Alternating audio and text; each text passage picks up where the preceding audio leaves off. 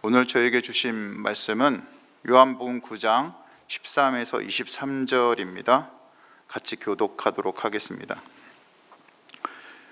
그들은 전에 눈먼 사람이던 그를 바리새파 사람들에게 데리고 갔다. 그런데 예수께서 진흙을 깨어 그의 눈을 뜨게 하신 날이 안식일이었다. 바리새파 사람들은 또다시 그에게 어떻게 보게 되었는지를 물었다. 그는 그분이 내 눈에 진흙을 바르신 다음에 내가 눈을 씻었더니 이렇게 보게 되었습니다 하고 대답하였다. 바리새파 사람들 가운데 더러는 말하기를 안식일을 지키지 않은 것으로 보아서 그는 하나님에게서 온 사람이 아니요 하였고, 더러는 죄가 있는 사람이 어떻게 그러한 표징을 행할 수 있겠소 하고 말하였다. 그래서 그들 사이에 의견이 갈라졌다. 그들은 눈멀었던 사람에게 다시 물었다. 그가 당신의 눈을 뜨게 하였는데 당신은 그를 어떻게 생각하오? 그가 대답하였다. 그분은 예언자입니다. 유대 사람들은 그가 전에 눈먼 사람이었다가 보게 되었다는 사실을 믿지 않고 마침내 그 부모를 불러다가 물었다. 이 사람이 날 때부터 눈먼 사람이었다는 당신의 아들이요? 그런데 지금은 어떻게 보게 되었소? 부모가 대답하였다. 이 아이가 우리 아들이라는 것과 날 때부터 눈먼 사람이었다는 것은 우리가 압니다. 그런데 우리는 그가 지금 어떻게 보게 되었는지도 모르고 또 누가 그 눈을 뜨게 하였는지도 모릅니다. 다 큰 사람이니 그에게 물어보십시오. 그가 자기 일을 이야기할 것입니다. 그 부모는 유대 사람들이 무서워서 이렇게 말한 것이다. 예수를 그리스도라고 고백하는 사람은 누구든지 회당에서 내쫓기로 유대 사람들이 이미 결의해 놓았기 때문이다. 같이 읽습니다. 그래서 그의 부모가 그 아이가 다 컸으니 그에게 물어보라고 말한 것이다. 아멘. 오늘 말씀의 주인공은 한 사람의 눈먼 사람입니다. 오늘 말씀은 이 눈먼 사람의 입장에서 이 사건을 한번 살펴보고자 합니다. 조용하게 말씀을 들으시면서 아마 상상을 하시면 도움이 되실 겁니다. 그는 태어날 때부터 눈이 먼 사람으로 성전의 출입구에서 구걸하던 사람이었습니다.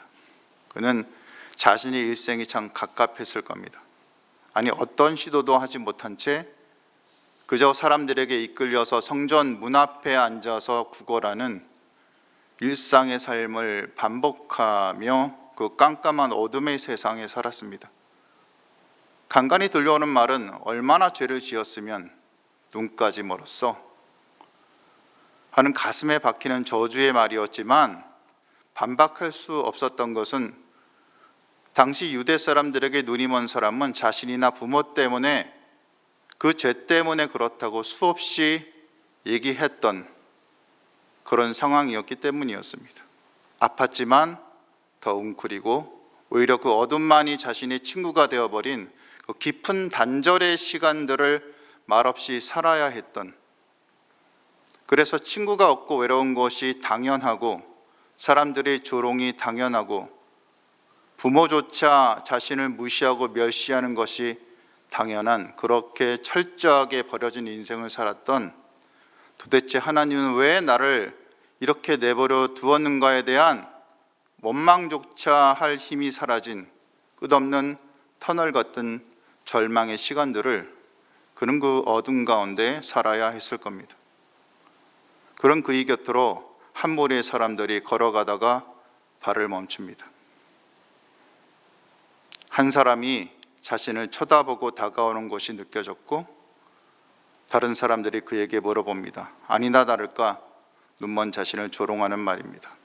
선생님, 이 사람이 눈먼 사람으로 태어난 것이 누구의 죄 때문입니까? 이 사람의 죄입니까? 부모의 죄입니까? 역시나 조롱하나 보다 하고 생각하고 동전 소리를 기다리던 자신에게 한 사람이 말하는 겁니다. 태어나서 처음 듣는 소리였습니다. 이 사람이 죄를 지은 것도 아니고 그의 부모가 죄를 지은 것도 아니다. 하나님께서 하시는 일들을 그에게서 드러내려는 거야. 저주가 아니라니, 조롱이 아니라니, 내가 죄인이 아니라니, 태어나서 처음 듣는 그 격려의 말을 들으며 눈먼 사람은 당황하고 전율했을 겁니다. 이런 말을 들어본 적이 없었던 겁니다. 당황하며 몸이 굳어버린 그에게 사람이 다가옵니다. 땅에 침을 뱉어서 진흙을 개는 소리가 들립니다. 그리고 말없이 진흙을 눈에 바르는 겁니다. 어떻게 침을 뱉어서 만든 흙을 하는 불편한 말을 할 수도 없었고 그 마음이 들기도 했을 거지만 한마디도 못했습니다. 이상하게 따뜻했고 거역하지 못할 분위기가 있었기 때문입니다. 그 남자가 말했습니다. 신라 못에 가서 씻어라. 그러자 그는 더듬더듬 실로암을 찾아갔고 눈을 씻었습니다. 눈이 조금씩 환해지기 시작했습니다. 눈이 보인다, 눈이 보여 하고 소리 지르며 사방을 뛰어다니기 시작했습니다. 사람들이 술렁이기 시작합니다. 아니, 저 사람 성전문에서 구걸하던 사람 아니야? 그럴 리가, 날 때부터 눈먼 사람이 어떻게 저러고 다녀? 비슷한 사람이겠지. 그러자 그가 소리를 지릅니다. 내가 바로 그 사람이요. 내가 눈이 멀었던 사람이요. 어떻게 눈을 뜨게 되었어? 예수란 사람이 흙을 개어 내 눈에 바르고 나서 실로암에 가서 씻으라고 하였더니 이렇게 씻었더니 보게 되었어. 그는 사람들에게 이끌려 바리새인들에게로 가게 됩니다.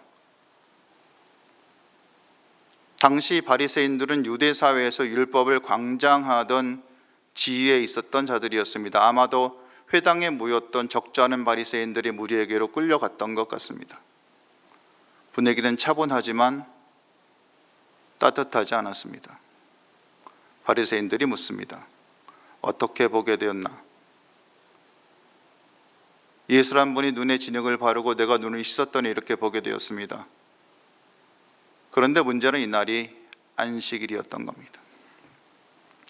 그래서 바리새인들 사이에 논란이 일었습니다. 한 무리는 예수께서 모세의 율법에서 분명히 정한 게 제4계명인데 안식일을 거룩하게 지키라는 것을 범한 것을 보니 적어도 그 예수란 자는 하나님께서 보내신 사람이 아니라는 겁니다.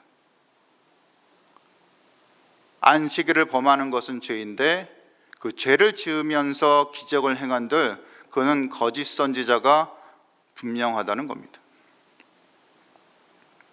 안식일에는 급한 환자가 아니면 고쳐서는 안 되는데 눈먼 사람을 고쳤고 더군다나 진흙을 손에 뭉쳐서 바르는 것은 농사 짓는 것을 의미하는데 그것은 안식일을 범한 행위라는 겁니다. 그래서 행해서는 안 된다는 겁니다. 다른 무리는 이렇게 말합니다. 아니, 죄가 있는 사람이 어떻게 그렇게 표징을 행할 수 있어? 그런 표징은 함부로 일어나는 것이 아니니 그런 하나님의 일을 하는 것이 틀림없어. 그러자 그들은 당사자인 그 사람에게 다시 묻습니다. 그래, 그러면 그가 당신의 눈을 뜨게 했는데 너는 어떻게 생각해? 그러자 그가 대답합니다. 그분은 예언자입니다. 그러자 다시 바리새인들은 그의 부모를 부릅니다. 그의 부모는 두려워합니다. 예수 그리스도를 고백하는 사람은 회당에서 내쫓기로 유대 사람들이 결의를 했다는 것을 알았기에 함부로 말을 못합니다. 그래서 유대의 무리에서 쫓겨나지 않으려고 아들이 맹인으로 태어난 것은 말하지만 나머지는 아무런 답도 주지 않습니다. 여기까지가 오늘 본문이죠. 이 사건의 배경은요, 초막절 끝무렵입니다. 예수님은 초막절에 성전에 조용히 올라가셨습니다. 성전 안에서 사람들을 가르치셨죠. 초막절은 출애굽 당시의 고난을 기억하는 동시에 수확의 기쁨을 나누는 화려하고 즐거운 축제였습니다. 초막절의 사람들은 집 마당이나 옥상에 나뭇가지로 허술한 초막을 짓고 그곳에서 지내며 광야에서 주신 하나님의 은혜를 기억했습니다. 그리고 초막절에는 두 가지 큰 행사가 있었는데 하나는 물을 의미하는 것으로 초막절 7일 동안에 제사장이 황금 주전자를 들고 실로암 못으로 내려가 물을 가득 담아왔고 사람들은 종려나무 가지를 흔들며 시편 118편을 찬양했습니다. 제사장이 그 물을 성전 제단에 부을 때 축제는 절정에 달했는데 그리고 8일째는 물을 붓지 않았습니다. 근데 그 즈음에 예수께서는 성전에서 이렇게 선언하십니다. 7장 37절 38절에 누구든지 목마르거든 내게로 와서 마시라. 나를 믿는 자는 성경에 이른 것 같이 그 배에서 생수의 강이 흘러나오리라. 생수를 선언하셨습니다. 초막절에 행해진 다른 큰 행사는 비스 행사였습니다. 유대인들의 미슈나에 따르면 광야 불기둥을 상징하는 거의 20m가 넘는 4개의 촛대가 성전에 세워졌습니다. 그리고 거기에 불을 붙였죠.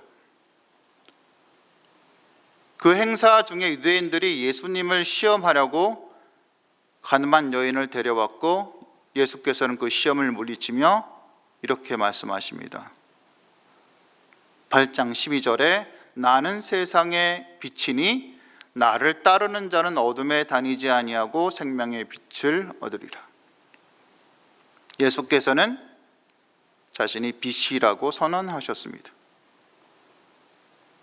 예수님이 초막절 행사에서 자신을 생수이자 빛으로 선언하신 것은 주님의 입장에서는 당연한 것이었지만 그 행사를 주관하는 자들의 입장에서는 정말 가만둬서는 안 되는 위험 인물임을 스스로 증명하신 것이었습니다. 그래서 9장 5절에 내가 세상에 있는 동안에는 세상의 빛이로라 라고 말씀하시며 눈먼 사람의 눈을 뜨게 하는데 안식일의 실로암의 물에 눈을 씻어서 어둠이던 눈먼 사람의 빛의 세계로 들어오신 것은, 그렇게 하게 만드신 것은 예수께서 초막절의 상징이야 하고 말씀하신 것을 기적으로 드러내신 겁니다. 바로 초막절의 주인이 예수 자신이라는 거죠. 내가 참 생수이고 내가 참 빛이다. 이게 예수의 선언이었습니다. 이것이 바로 예수께서 맹인의 눈을 뜨게 하신 사건의 의미입니다. 그러니 바리새인들이 난리가 난 겁니다. 초막절을 건드리신 거죠. 예수란 자가 성전에서 자신을 생수라고 빛이라고 선언하는 것을 봐주는 것도 힘든데 그 예수란 자가 눈먼 사람 눈을 뜨게 하는데 그것도 실로암 물에서 씻어서 낫게 했던 겁니다. 일어난 일을 부인할 수도 없고 미치겠는 거죠. 그러니 안식일에 행한 것을 핑계 삼아서 죄를 씌운 겁니다. 이게 오늘 사건의 의미입니다. 말씀을 정리합니다. 먼저 우리는 눈먼 사람에게 먼저 찾아오신 예수님을 생각해야 합니다. 깊은 절망과 어둠에 덮여있던 그에게 찾아오신 그 빛이신 예수님이 한 사람의 인생을 어떻게 그렇게 완전히 바꾸시는지 그 장면을 기억해야 합니다. 이것을 우리 인생에 한번 적용시켰으면 하는 거죠. 우리 인생에 찾아오길 원하시는 것이 예수님이십니다. 그러니 그분이 나의 어두운 부분에 계셨으면 합니다. 그분을 초청했으면 합니다. 여러분의 어둠이 무엇입니까? 마음의 상처입니까? 미래에 대한 두려움입니까? 나의 먹어가는 것에 대한 두려움, 먹고 사는 것의 두려움, 사업 실패에 대한 두려움, 건강에 대한 두려움. 내가 비록 예수를 믿는다고 말은 하지만 내 인생이 여전히 어둠에 덮인 부분으로 가득하다면, 나의 어둠으로 인해 주님이 전혀 느껴지지 않는다면 내가 어둠과 절망과 분노와 억울함과 아픔이 있다면 그런 내게 예수께서 오셔달라고 요청했으면 합니다. 둘째, 빛이신 예수께서 오셨음에도 보지 못했던 당시 유대 지도자들의 어리석음을 기억하고 혹시 우리에게 그런 부분이 남아있는지 점검했으면 합니다. 바리새인들은 분명히 예수님의 표적을 보았습니다. 그들은 너무 성경을 잘 알았는데 성경 이사야 42장 6, 7절에 메시아에 대해서 나온 언급 중에 이런 언급이 있습니다.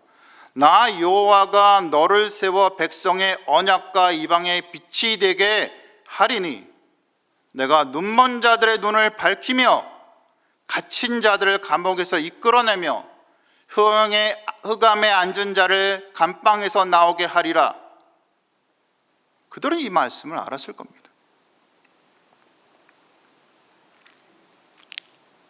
그러니 그들이 예수를 죽이려고 했던 것은 겉으로는 율법을 지키려는 것이 목적이라고 말했지만 하나님을 위한 것이 아니었습니다. 정말 하나님을 위하는 사람이었다면 하나님께서 그들의 마음을 만지셨을 것이기 때문입니다. 적어도 예수를 핍박하고 죽이는 행동은 이 바리새인들이 하지 않았을 겁니다. 그러니 우리에게도 우리가 우리 마음속에 하나님을 위한다고 말씀을 지키는 것이라고 하면서 정작 하나님의 뜻에 벗어나는 행동을 하고 있지는 않은지 생각했으면 합니다.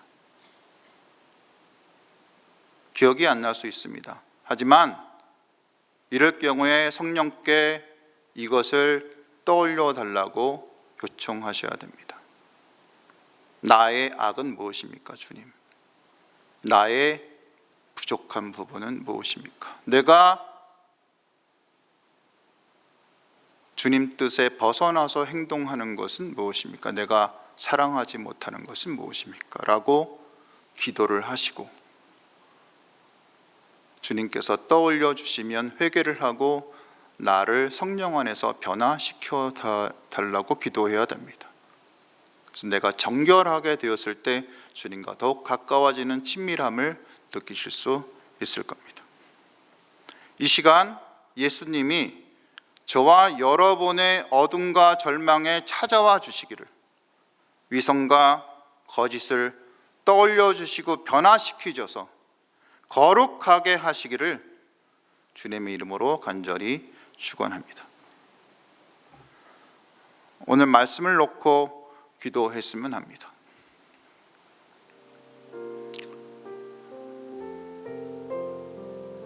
어찌 보면 어둠에 갇혀서 더 이상 희망이 하나도 없어 보였던 그 눈먼 사람이 그 어둠에서 아무것도 생각하지 못하고 억울함과 분노와 그것조차 생각하지 못하는 그 어둠의 터널을 살았을 때 예수께서 선언하셨습니다. 너의 그 어둠은, 너의 그 아픔은 하나님의 놀라운 일을 나타내게 하려 하십니다. 우리 인생에 아픔이 있습니까? 두려움이 있습니까? 상처가 있습니까? 그걸 놓고 하나님께 요청했으면 합니다. 주님 와주십시오. 주님 임재해 주십시오. 오셔서 주의 일을 나타내 주십시오.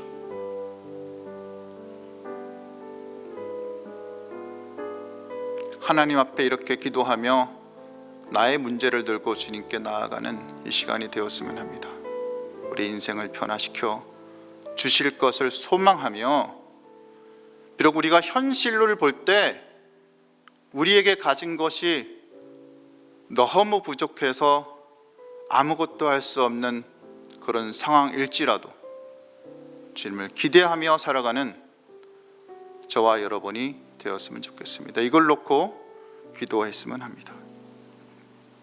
오늘은 다음 세대를 놓고 기도하는 날입니다. 우리 교회가 안고 살아가는 그 다음 세대, 우리 아이들,